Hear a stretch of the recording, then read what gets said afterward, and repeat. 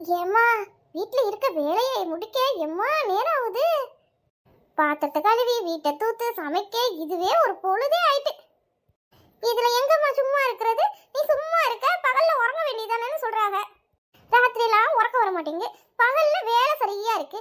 எங்க பகல்ல உறங்குறது? நாம இல்லாட்டி இந்த வேலையெல்லாம் யாரு செய்ய? இந்த புள்ளைய வேற பள்ளியிடம் போகும்போதே தீனி செய்ய சொல்லிட்டு போகுதுங்க. செய்யலைன்னா மூஞ்ச காட்டுவேங்க. அதான் இந்த வேகாத வெயில்ல செஞ்சுட்டு கிடைக்கேன். பலகாரத்தை சுட்டு வச்சா பிள்ளைய கொஞ்சம் வந்தோடனே சூடா சாப்பிட்டுக்குவாங்கல்ல. என்ன செய்யறது? கேஸ் அடுப்பு இருந்துச்சுன்னா வீட்டுக்குள்ள நிழல்ல சமைக்கலாம், ஃபேனை போட்டுக்கிட்டே சமைச்சுக்கலாம்.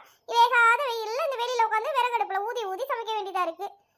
பிள்ளைகளுக்காக இதெல்லாம் செஞ்சுதான் ஆக வேண்டியது. இந்த கேஸ் வேற புக் பண்ணி ஒரு வாரத்துக்கு மேலாவது இன்னும் வராம கிடக்கு. போன் போட்டாலும் எடுக்க மாட்டேங்காங்க. இளிச்சக்கா, ஏன் இளிச்சக்கா, என்ன அங்கிட்ட இங்கிட்ட ஓடிட்டு கிடக்கீங்க?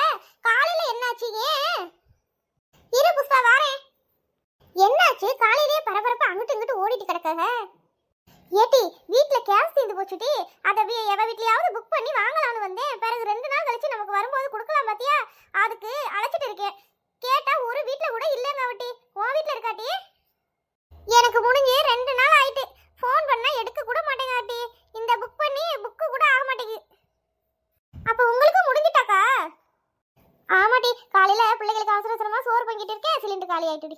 என்ன செய்யறதுன்னு தெரியல. ஃபோன் போட்டாலும் எடுக்க மாட்டேங்காங்க. சரி, இங்க எவ வீட்லயாவது வாங்கிட்டு 2 நாள் கழிச்சு தரலாம்னா யாரும் இல்லைங்காட்டி.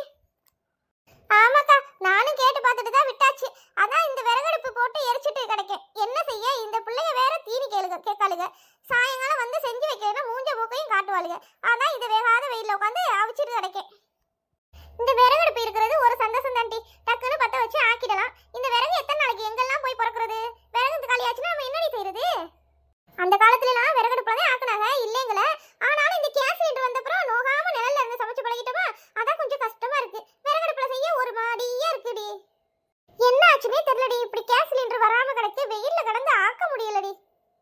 புஷ்பா, புஷ்பா, சமைச்சிட்டியா? ஏங்க, அதுக்குள்ள பிள்ளைகளை பள்ளியிடம் விட்டு வந்துட்டீங்களா? இதான் கொஞ்ச நேரம் பொறுத்துக்கோங்க, எடுத்து வைக்கிறேன் சாப்பாடு.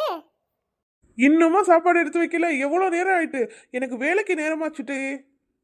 இப்ப வந்து சொல்லுங்க நேரமாச்சுன்னு. எத்தனை நாள் சிலிண்டர் பதிஞ்சு வரலன்னு சொல்லிட்டு இருக்கேன். அதை ஒரு எட்டு போய் கேக்குறீங்களா? அதை கேட்க முடியல. இங்க என்னைய மட்டும் விரசுத. ஏனே, எனக்கும் சிலிண்டர் காலி ஆயிடுச்சு. ஒரு எட்டு போய் கேட்டுட்டு வரீங்களா? சிலிண்டர் ஏன் இன்னும் வரலன்னு? உங்களுக்கு விஷயமே தெரியாதா? வீட்டில் இருந்தால் நியூஸ் எல்லாம் பார்க்கணும். செய்தியில் என்ன சொல்கிறாங்கன்னு கேட்டு தெரிஞ்சுக்கணும்.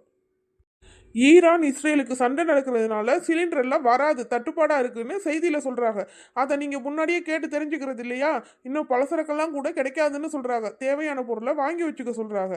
நான் சாயங்காலம் வரும்போது என்று வீட்டுக்கு வேணுன்ற ஜாமானை வாங்கிட்டு வரேன். லிஸ்ட் எழுதி அனுப்பு எனக்கு. என்னனே இப்படி சொல்றீங்க? மக்களே, கேட்டீங்களா?